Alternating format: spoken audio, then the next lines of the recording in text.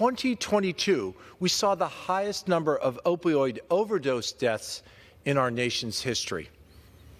These deaths are the result of soft on-crime policies from the Biden administration that have failed to enforce strict penalties on the traffickers who continue to deal in fentanyl-laced drugs. 1 year ago, I received an email from Ray Cullen, a resident of Franklin County, Pennsylvania.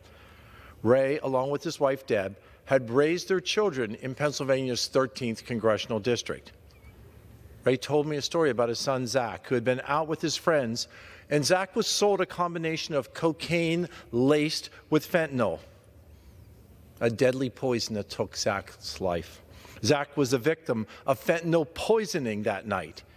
He didn't know that the drugs that he and his friends had purchased were laced with this deadly synthetic opioid.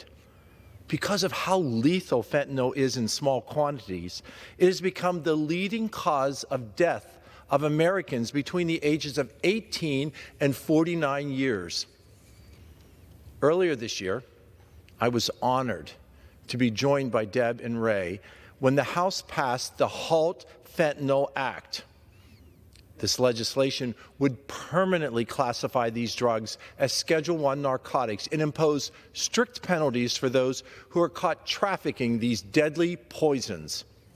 For far too long, we've seen fentanyl components manufactured in China, shipped to Mexico, where they're pressed into counterfeit pills and trafficked across our porous southern border. Addressing these supply chains at every level must become a top priority for the Biden administration. Appeasing the Chinese Communist Party with half-hearted requests to, quote, cut back on production of fentanyl is doing nothing to protect families in Pennsylvania. These half measures are doing nothing to support our border towns that continue to deal with the constant threat of cartel operations moving north into the United States, while Border Patrol agents are overwhelmed with illegal immigrants. We cannot afford to wait any longer to address the opioid crisis. It is time for the Senate to pass the Halt Fentanyl Act and finally take positive and concrete steps to stop the fentanyl poisoning deaths that have continued to occur throughout the United States.